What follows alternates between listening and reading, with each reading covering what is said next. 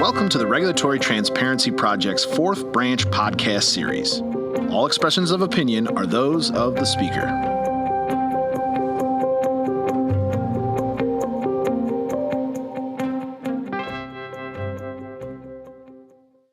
Hello, and welcome to the Regulatory Transparency Project's podcast.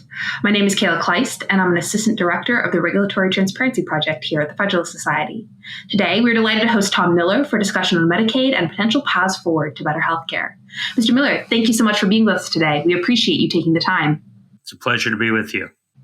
For our audience, Mr. Miller is a senior fellow at the American Enterprise Institute, where he studies healthcare policy, including regulatory barriers to choice and competition, market-based alternatives to the Affordable Care Act, healthcare litigation, and political economy of healthcare reform.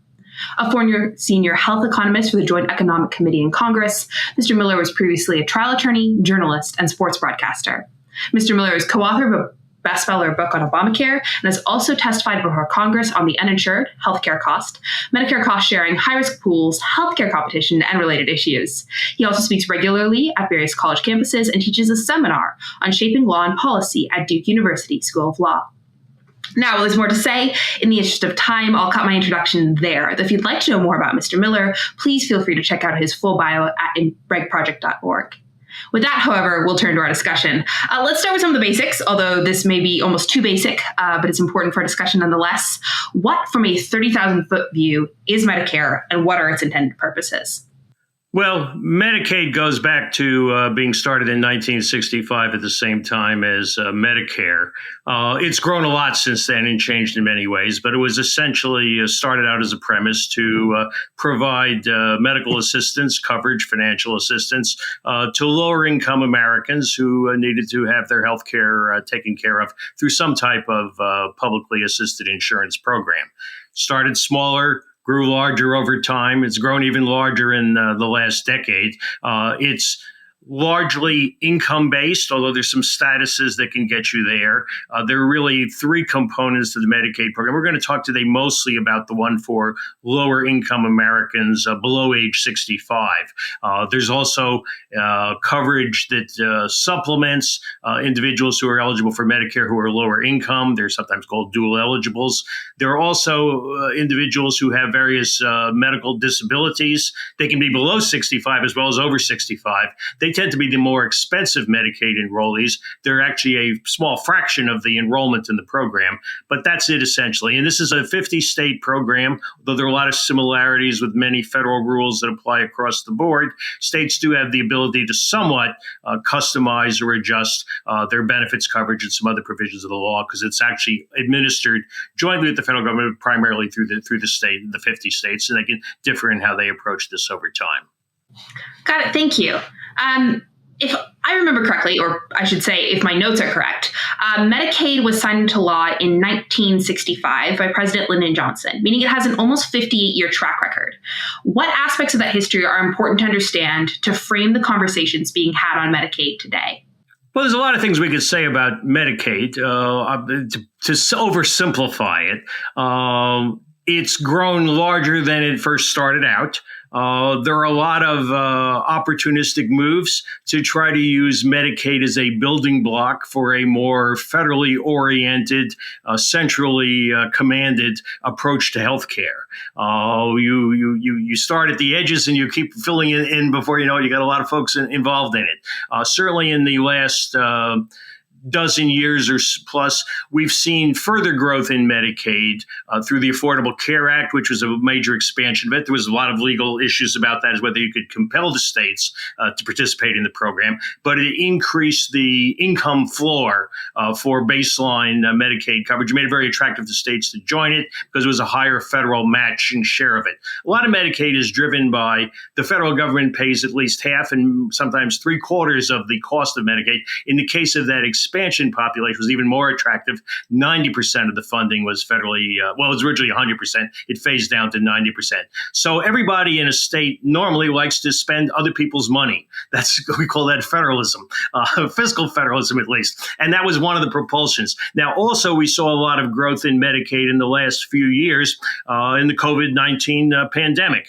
Medicaid became a convenient parking place for doing something. Well, we got to provide coverage to people and provide provide health care to them. And so Medicaid grew a lot in that respect. There were also special rules put into place where the federal funding got even more attractive. It's called an enhanced match. We've done this a couple times before during recessions where it kicked up about another 6%. And that enhanced financial match also was combined with the requirement that the states could not basically do anything to change eligibility. It's called maintenance of effort, but basically their arms are tied. That meant that a lot of folks went onto the Medicaid rolls and never came off them, whether or not they were still eligible or had found other coverage or got jobs or whatever. And we've been out of most of the worst effects of the pandemic economically for some period of time. Now, we can talk later about how that public health emergency provision, which was somewhat discretionary on the administration's part, now being phased out somewhat for opportunistic reasons. But that accounts, that latest PHE limit on states changing eligibility, and that'll roll out over the next year or two. That also expanded the growth Medicaid.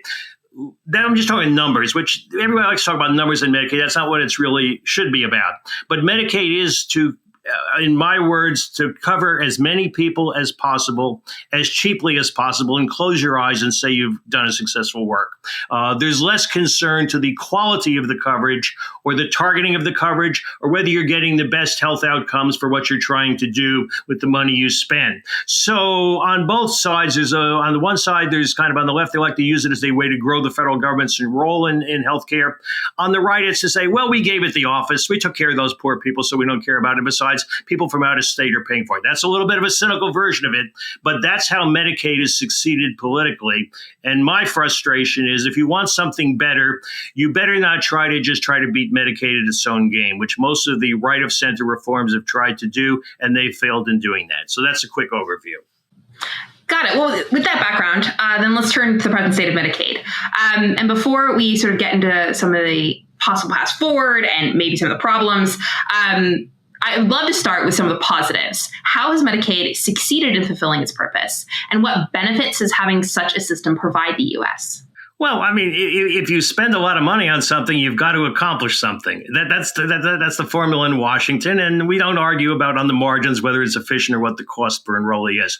Certainly, going back to where Medicaid was starting from, we had serious problems with lower income Americans not being able to have access to health care. That's undeniable. That was also the story of Medicare, somewhat overstated in terms of the elderly getting access. So certainly you have provided a floor of protection for individuals so that they know that when they have a need for health care, they can go somewhere, not just to the emergency room at the last minute, which is another federal provision. And there's at least that shell of basic coverage. Medicaid also has a very large role, and it continues to increase in childbirth, maternity coverage, particularly as demographics have changed. More children are being born into lower income families. The origins of Medicaid for the below 65 coverage was mostly single mothers pregnant with children. And that was kind of tied into somewhat of the old style welfare program of the federal days carried out through the states. Now, you certainly need to make sure that even before birth, the mothers are safe and healthy, and their children are going to have the best opportunity to grow up healthy. And certainly there's some front-end investments that need to be done on that front. It should not be. And there's some moves now to try to extend that postpartum coverage as the latest end of Medicaid. So I'd say that's one of the successful things. Also, I would find fault in some of the qualitative performance of Medicaid, but certainly disabled Americans, often not only not being able to support themselves economically, but also increasingly being extremely needy of intensive, comprehensive care, can get some assistance when they're income impaired through Medicaid. Nursing homes are a little bit more of a mixed story. We've tried to move away from nursing homes as much as we can to in-community coverage through Medicaid waivers. But that's another area in which Medicaid provided a layer of assistance to folks who otherwise might have been neglected. The problem with that has been that a lot of middle-class people have found ways to access Medicaid for nursing home and other types of home health care coverage when perhaps they should have better been able to provide for themselves, but that's another gimmick we go through in order to access federal money. Fair enough. Okay, so then I will ask the flip side. You mentioned earlier you see there may be some serious problems with Medicaid as it exists and is administered at present.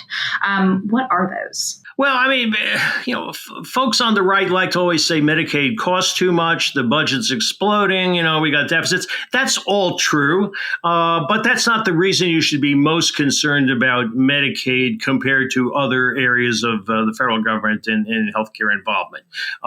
If all you're trying to do is think that you can save a little bit of money in the near term, most of those savings end up getting washed away the next time around. They're not really that sustainable for other political reasons. People blink and they say, oh, we got to do something after all. And so forget about kind of where you made those little promised savings for the future. Where we should be concerned about Medicaid is whether it's focused on its core mission and doing it better, as opposed to being spread wide and thin.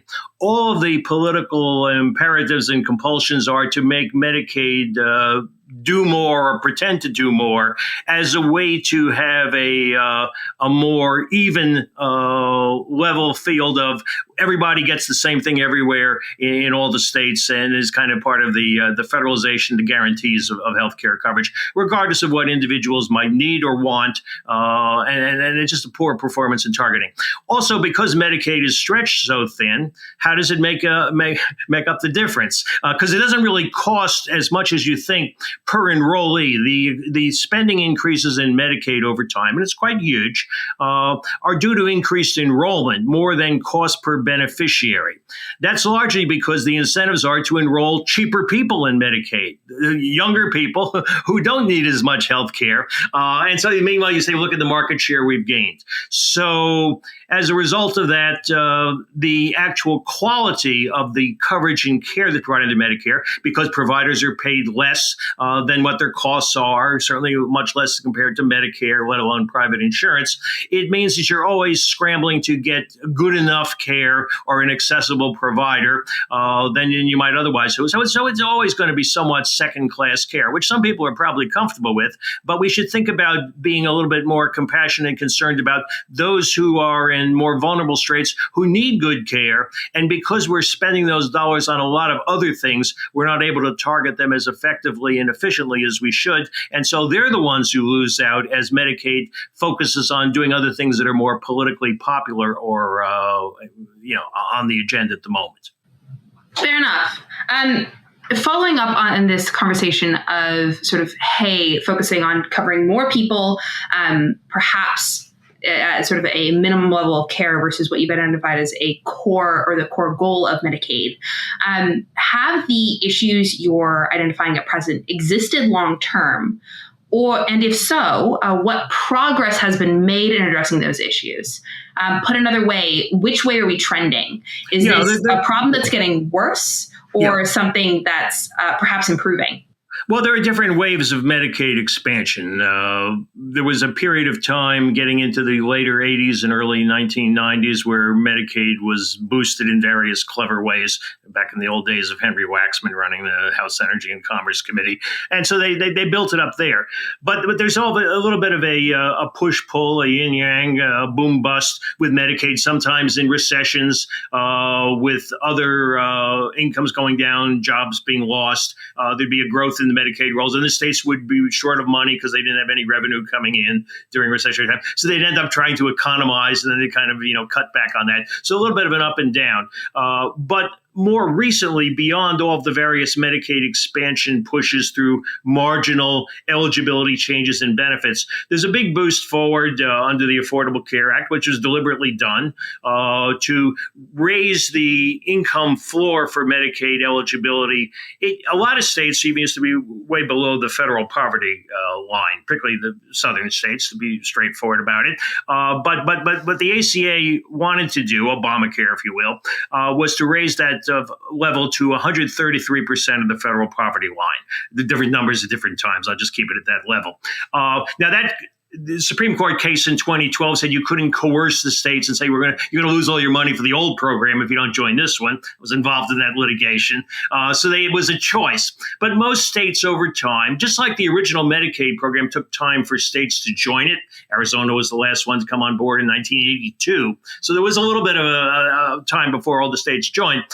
In the case of the ACA, and there was other contentious political reasons why states were being opposed to joining Medicaid as part of the opposition to the ACA.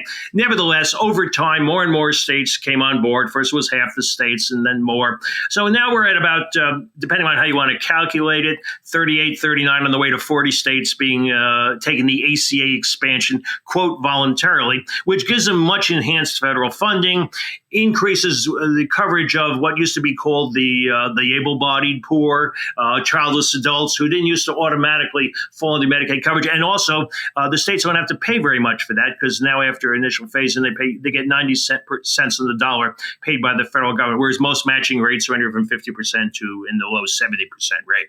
So as a result of all that, we've had quite an expansion in the Medicaid coverage for that level of population, which is a little healthier, a little wealthier, and not perhaps as vulnerable as the old style. And it didn't pay as much to pay attention to the more vulnerable old Medicaid beneficiaries. There's some work done on that in terms of perhaps giving shorter shrift to the disabled and the elderly Medicaid benefits. So I'm going to get bogged down on that one. So that accounted for a sizable increase. A good bit of the coverage reduction in the uninsured under the Affordable Care Act was just done to expansion of Medicaid coverage because the individual market exchange, particularly in their early years, didn't really work very well for multiple reasons, cost as well as just getting them set up. And that was the case. And then Medicaid actually went down a little bit in enrollment in the couple of years before the pandemic hit in 2020. Things had leveled out. They were a little disappointed that it wasn't growing the way they wanted it to.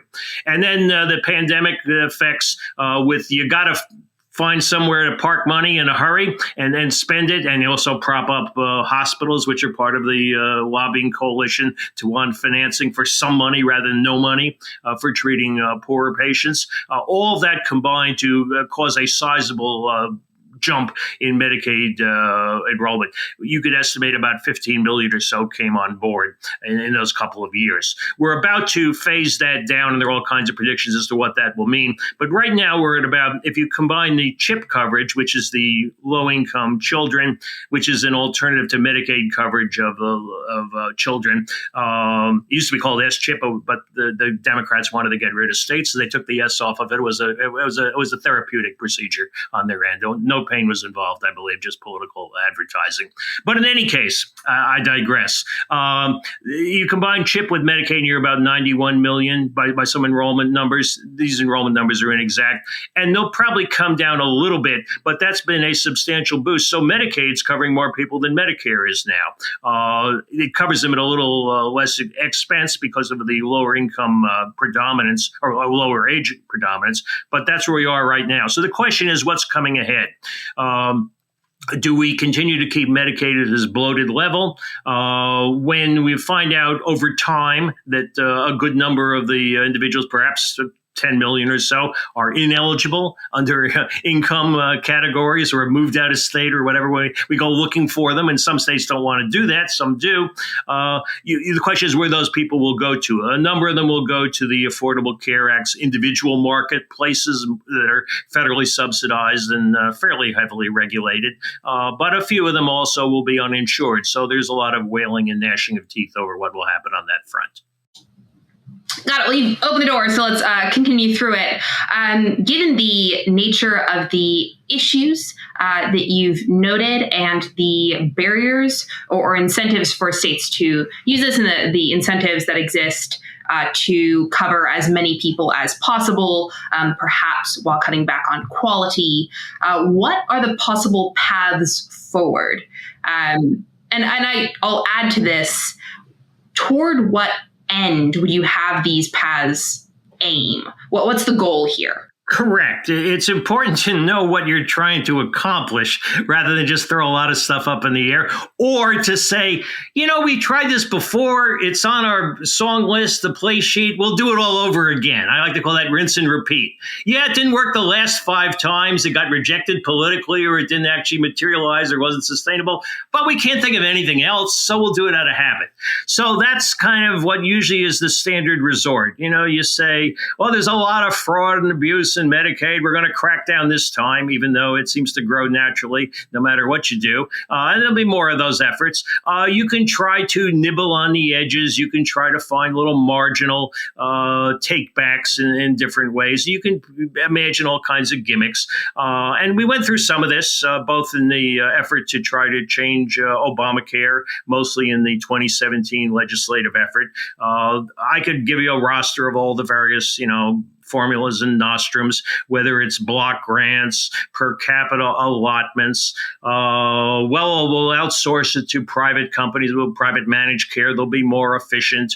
We'll find ways to give people incentives with special advantages with the count amounts with experiments, kind of like HSAs, except for lower income people. And then we'll occasionally throw you off the rolls if we feel like it because you didn't do it. And then the other mantra was to solve everything with work requirements. Now, there's something to be said for, incentivizing work. We certainly worked in a lot of the context a couple of decades ago in welfare programs.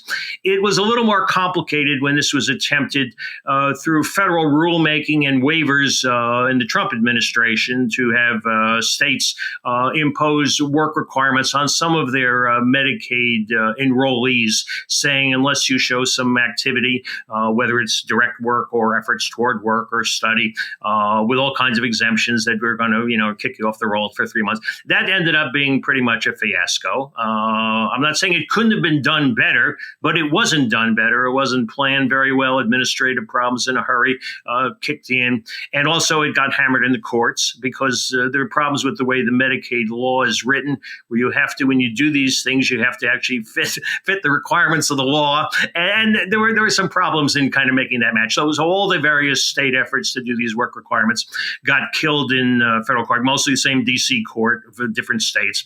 That terrain has changed slightly. Doing the legal side of this, because the Biden administration probably miscalculated, got a little full of themselves, and they pulled what was going to be a Supreme Court decision before oral argument. They thought they were in good shape, and so it was all going to be mooted. So that never actually got closure on it. It was back in March of 2021. And they were going to finesse this by just through administrative rulemaking, getting rid of all the waivers, which worked for the short term. They pulled all these waivers up. Most of them weren't operative anymore anyway, where they were stalled for the court action. The last holdouts were mostly, Arkansas, to extent New Hampshire.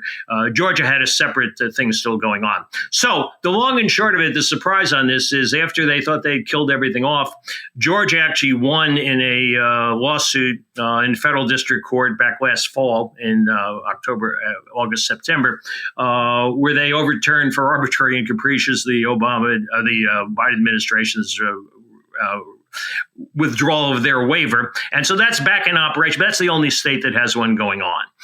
If you want to do work requirements, you have to do them much more narrowly. You need to target them. And that's at least Georgia had a partial argument that says with the non-expansion, with the population that hadn't been expanded. So you actually get a coverage gain rather than a coverage loss. And there's other complexities in that one. But there's not a big horizon for widely expanding the work requirement approach to Medicaid coverage, because with the current administration, they wouldn't approve any new waivers. So we only have one, and there's not going to be another one. You can think about a world in 2025 and beyond, but that's not really going to get you somewhere to a larger place that you want to be. That's somewhat of a partial issue, which has some benefits, but can be overstated, is the short version of it. So those are all the things that didn't work very well.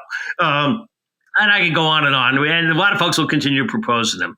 So the transition is, if you keep failing at doing something again and again, It's just a thought that you might want to try something different, and don't try to have a miracle, although it'll be difficult, but kind of consider ways to make it look like something positive is being offered as opposed to just a negative takeaway. Now, this requires some thought, some work, some heavy lifting, and you have to actually prove that it works in practice.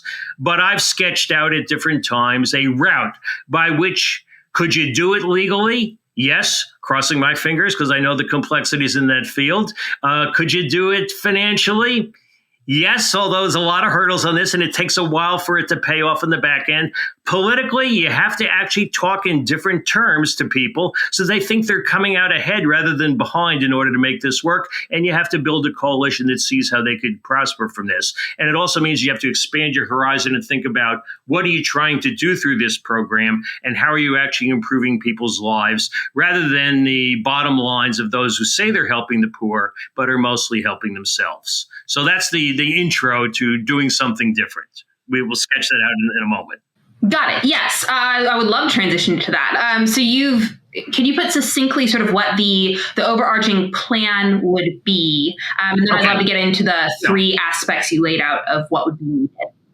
The first thing to do is to find out a way to do something different and have a proof of concept. We have all kinds of theories. You actually have to do something on the ground. And you can't imagine solutions without actually thinking about how they're going to come about. There's both a pathway you have to go through. What are the more likely opportunities for making this come about? And then what are the hurdles? Be realistic about it. What do you have to do to make this come about? And how do you have to incentivize people and make it pay off and recognize that it's going to take time and it's going to be a lot of trade-offs, et cetera, et cetera. So don't overpromise. And in doing all this, it's not a one-sided giveaway. You have to make people accountable for what they say they're going to do and say, if you don't achieve it, it's like, at risk capital in a new venture, there's an upside, but there's also a downside, and that's how to make sure it actually delivers. So the route I've suggested is to build upon the waiver process. Why do I say that? Because I'm not, living in a cloud dreamland where you say Congress tomorrow will legislate the following. Take a look at the vote numbers. Take a look at partisan control. Take a look at history. It's not going to happen. They have trouble passing an end-of-year continuing resolution, not major health legislation for multiple reasons is complex and comes around at best, probably at worst, 15 to 20 years, what we often get. But that's not going to happen. We saw in the case of the Trump administration some efforts to use the waiver process. They stumbled. I've written about this as well and didn't execute. But there's some ways to go back to this. The better way is to deal with a larger package than a smaller package.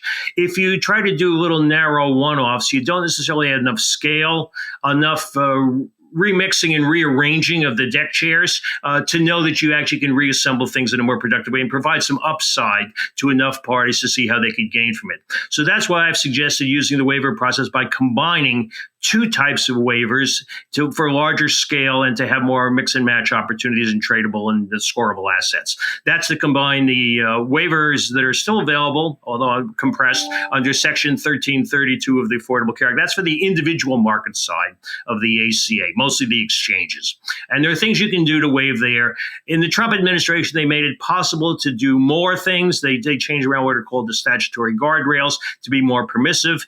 Not a lot of state take up on that. They mostly gorge themselves on reinsurance waivers, so I won't get into that. But there are things they could have done better and more imaginative on that front. But they didn't have enough money on the table in doing that. If you combine the 1332 waivers with a different section of the law, usually called 1115 under the Social Security Act for Medicaid, these are demonstration waivers, which allows you to waive certain provisions of the Medicaid rules in order to try different ways to deliver health care to lower income individuals in Medicaid. Now, these are usually 5-year waivers. Sometimes it can be shorter or longer. They're supposed to prove something, and then if you do that and you meet the parameters, then you continue on, and eventually maybe other states will carry on with it. The problem with both of those is in isolation, they sometimes can't get over the top by themselves. There are various limitations. You have to show that you are budget neutral. That's what they say. In reality, they often are not budget neutral, but I'm just playing the game according to the way it's laid out there officially. And there's other the requirements in the 1332 waivers in terms of coverage and affordability and comprehensiveness, which the Trump rules, which were rescinded or revised, changed around by the Biden administration, if they were restored, they'd allow that opportunity for the 1332 waivers to come up again. So my argument is, why do we have a separate individual market for people just based on income? If you're in the individual market, don't we want an individual market that's a little more integrated and comprehensive so that you don't have these various cliffs or hurdles you run into as you might change at your income level? You can get the same coverage in both places, whether you're lower income or higher income, particularly for the portions of the Medicaid population that could take private coverage just as well as anybody else. They just don't have the money to pay for it. So if we allow the potential expansion population under the ACA to instead moving into the regular individual insurance market, and we reform that individual insurance market so it's not the ACA exchanges alone, but what we think of as real closer to market-based in individual insurance coverage with more options and flexibilities, then you begin to get a more vibrant opportunity for true reform up and down at the state level. You have to do this a state at a time. We're not going to disrupt the entire marketplace and have people go through all that political turmoil. You have to actually do this in stages.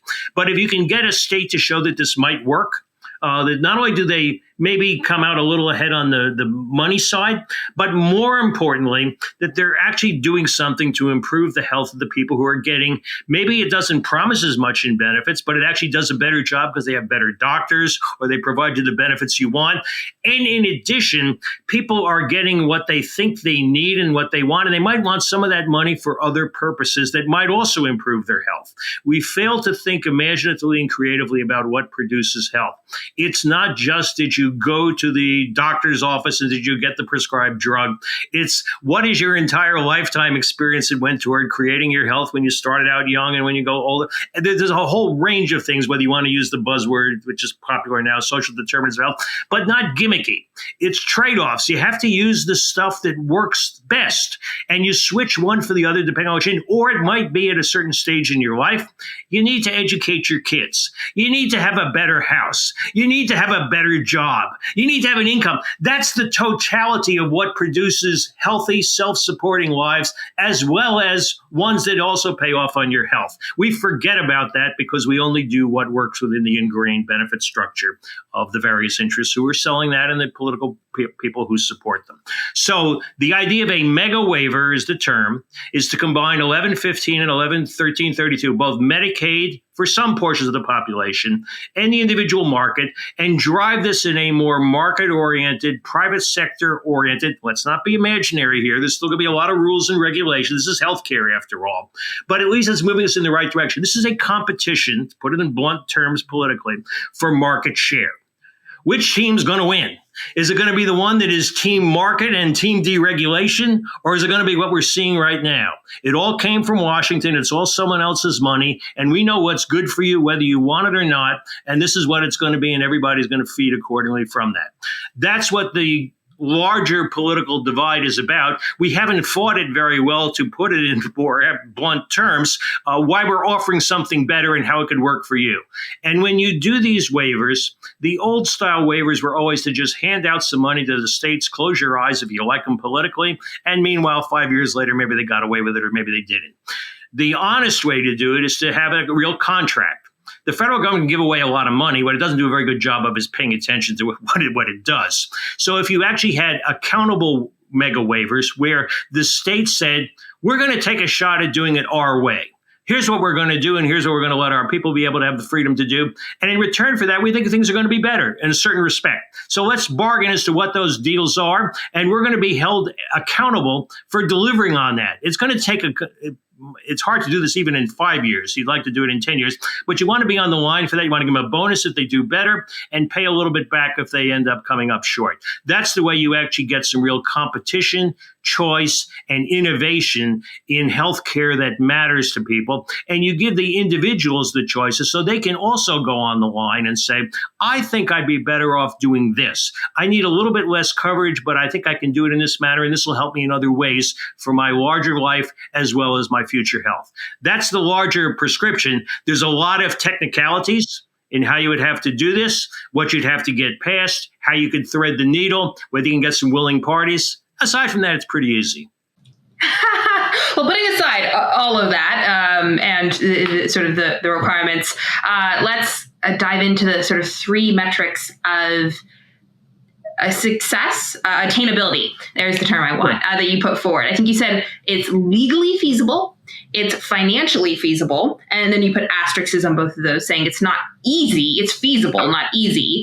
Sure. And then it's politically possible given the right circumstances. Right.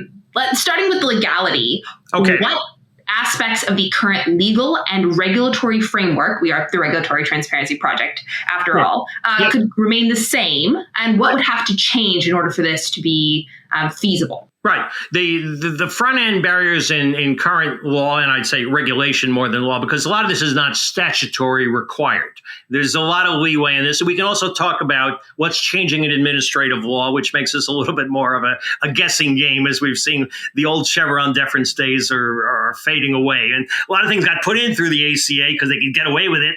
Now maybe a little harder to do it. We'll see how the courts play on this.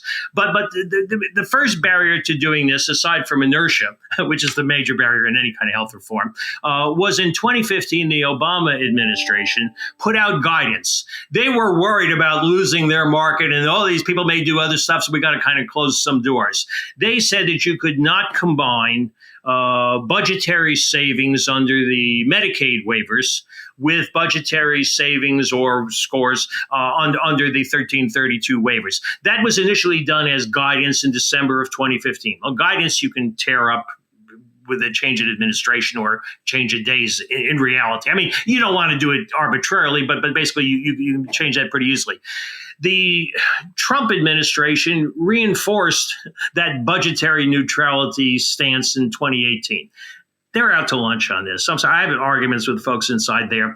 They think they're actually saving the taxpayers' money. While they're doing these little penny ante things, thinking they've maintained Medicaid, you can look at the budget, you can look what was spent on health care. That is just penny wise and pound foolish. So as a result, they thought they were being really good about maintaining Medicaid wouldn't have these, games with budget neutrality they did in 1332. All that was all lost in the wash by the time you got through the pandemic, which you have to look at the bigger picture of these things. Meanwhile, they didn't accomplish anything and didn't get anybody to do a significant waiver on that front. Later on in the Biden administration, they reinforced a little further. First, they also, the Biden administration wiped out the Trump regulatory, it became rules, first guidance for 1332 waivers. So they blew out all that expansion of what the guide rails would permit, whereas the Obama administration would be too tighter than that.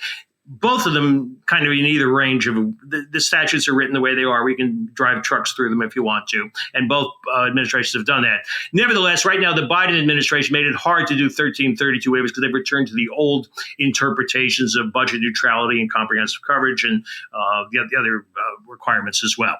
So you'd have to have a new administration. Let's be serious about this. Is the Biden administration going to go, we hadn't thought of that. Oh, we'll just do 180 degrees different. No, that's not going to happen. And Congress can't really force its way past this with just a Republican House anyway. So you'd have to have a new administration which restores roughly the Trump rules for the individual market waivers.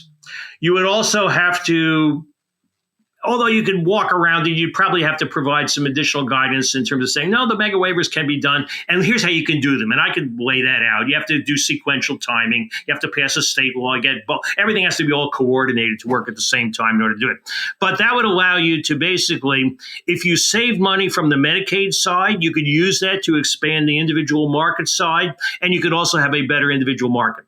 That's the idea of if you put a bigger pot together and you can move things around a little bit differently, all of a sudden, some possibilities happen that weren't there before. Now, all of this next involves who's the first mover.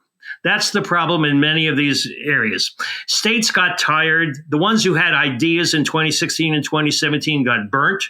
Either they got held off even by the Trump administration, or it didn't quite work out, et cetera. So you have to think about how you can motivate a couple of states to do this and try it, because they're going to have to go on the line and actually stand up and put on their big boy and big girl pants and say, we're actually going to do something for a change. And we're going to say, here's what we're doing and why it'll work. And if it doesn't work, we're in deep doo-doo.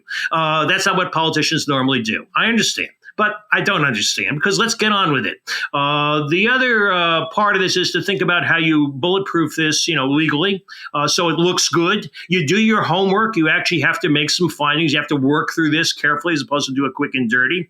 The harder thing to guess is whether there'll be as much leeway to make these changes in rules and regulations that we had in the last couple of years under what's now more major questions land in administrative law, because the old Chevron days are washing away eventually. And so you have to work through this in a way that it looks like you're really doing an honest demonstration, still within the core requirements of the statute, but not transcending them. You have to keep coverage up, for one thing. The way the Medicaid statute is written, it's just, we don't care what kind of coverage it is. We don't care what it does. We don't care whether anybody's healthy. You just got to cover bodies. I'm oversimplifying, but that's how this played out, and that's why it killed the work requirement efforts. So you're going to have to at least provide some type of coverage that stays at the same place in numbers. You can change what that coverage covers, but that's an imperative, because Medicaid doesn't care about other stuff for its statutory purposes. That's part of kind of staying within the rules for a demonstration. But you can do other things along the way as well. And you have to actually, do this in a way that it looks like it comes out ahead of the game. The harder problem is also showing these numbers work out over a 5-year span, or if you've got lucky, a 10-year waiver renewal, because it takes a while for front-end reforms to pay off. They usually cost more up front. You have to get the structure right. Everybody does it backwards, and you also have to pay off some people in order to make it less attractive to them later on. The lesson to learn from this is what happened in Medicare. Now, look, I fought the good fight on Medicare, but the fact is the way that Medicare got improved was by basically buying off people and paying more for private coverage until we got Medicare Advantage, which is real popular now. It's not perfect, but it basically says don't argue as much about the money. Make sure you get the program you want it to be, and then you can change the parameters of it a little bit later down the road. That's how you get more private market-oriented health reform. You gotta give people a taste along the way. There are tons of hospitals in the way to say, well, what's going to happen to my, revenue feed, the slow drip. The people who are already ingrained in what they have, you can't jeopardize their lives overnight. There are vulnerable people. You can't blow up their coverage. All these are important considerations which slow the speed at which you can do this. You have to be careful. So you want to start small and build from there. But if you build successfully, just like small businesses, you pick up scale. You get into other collateral lines. You make sure you've proven it in a successful manner. And then you say, other people say, well, maybe we'll try that as well. That's the effort. That requires a lot more patience. It's real work. It's not speechifying and doing rhetoric like I'm doing right now. There's a lot of blocking and tackling involved in this, but it could be done. The politics are difficult unless you explain why you're doing it and how people are coming out ahead. And you have to explain to people why they're losing under the current system. And you have to appeal to lower income people to say, don't you aspire to something better? Is your goal to be a Medicaid beneficiary for the next 10 or 15 or 20 years and never get out of that particular rut? Or do you want to move upward? So how do we have some levers and ladders to improve your mobility, your health, and human capital? And that's what America used to be about, should be about today, and should be about in the future. Got it. Well, it's certainly excellent on the speechifying, and also identifying the sort of, hey, here are the real life barriers that may exist to getting this plan in place. Appreciate you identifying how legally it could be done, regulatorily it could be done, what the financial sort of effects might be / what would need to be considered, and then politically some of the aspects. I have a last couple of questions looking at. Let me just add one small thing. One of the things that's changed around the terrain a little bit, I wrote my particular book chapter last fall. With the public health emergency now being declared over officially, and it was done for somewhat gimmicky reasons with CBO scoring, where they came up a way to save some money to spend on other things. It's changed around the projections for it's good and bad. On the one hand, there's less money on the table going ahead in the future. So normally you could kind of like take more of that Medicaid money and say, well, let's just move it somewhere else before it goes away. That's a little harder lift. On the other hand, the coverage numbers are going to go down depending on when you bring this into place. So all of a sudden, you're not losing coverage. You might have an opportunity to gain coverage under a different circumstance. So these are all there's always moving parts, and you have to figure out how to use them appropriately. continue. Sorry. Got it. Well, so my last question is actually tied to that. You've just covered sort of, what might be the effects of President Biden ending the COVID public health emergency. But I would love to know sort of how COVID and the related stresses affected this conversation on Medicaid. Obviously, Medicaid has been part of the political conversation for a long time. COVID has been a part of the conversation for a significantly shorter amount of time. And I would love to know sort of how the two have interacted, what effect COVID has on this conversation, and how the effects of COVID and what we saw over those years affect the paths forward you propose, the possibility of them being implemented, and the risks we consider when thinking about Medicaid reform. Well, I mean, there are a couple aspects of that. In the depths of COVID, and any life raft in a storm. So people would, and so more people probably got accustomed to being in Medicaid than ordinarily wouldn't have been there, because it was the quick fix device to provide a delivery vehicle. Now, a lot of people have moved on and, have jobs, have better incomes, they're doing pretty well. They're willing to still take that along the way. So that's kind of a mixture.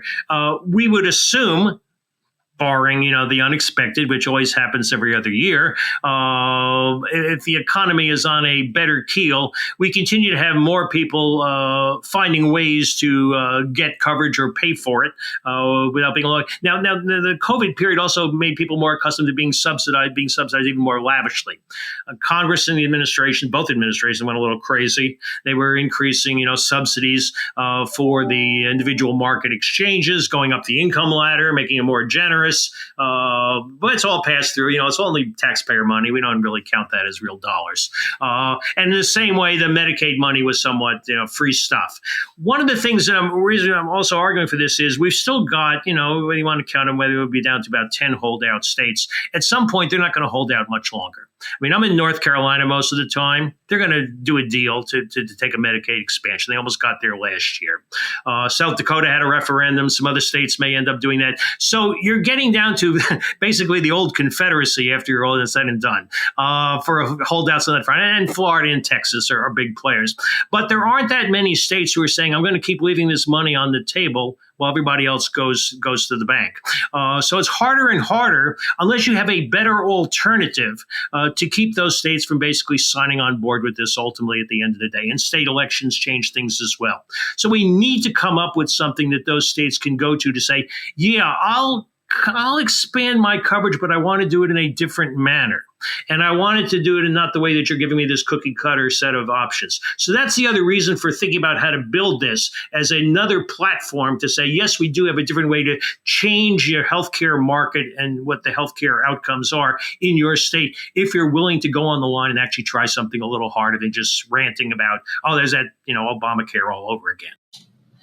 Got it. Well, barring any final comments, we can wrap it there. Mr. Miller, thank you so much for joining us today and sharing your expertise and insight. It is really appreciated. Appreciate your perspective and sort of your summation of the Medicare, the facts around it, the history, and then this possible path forward you propose. Appreciate it very much. Let me just give you one closing thing. They used to talk about in the British, because they're now in the National Health Service melting out, having cradle-to-grave coverage. What we forget is that Medicaid covers so many of the births in the United States. And if you look at deaths, Medicare plus Medicaid combined, I once tried to do that calculation. We've got cradle and grave coverage. We've just been filling in the in-between ends with some private market coverage along the way. Not a good way to think about it. Well, with that last comment, thank you so much. We'll end it there. Appreciate it.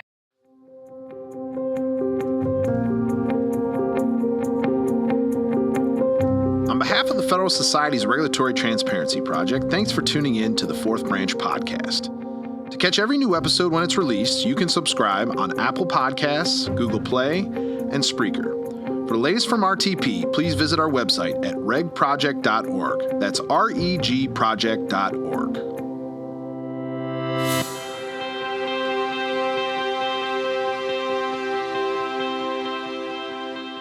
This has been a FedSoc audio production.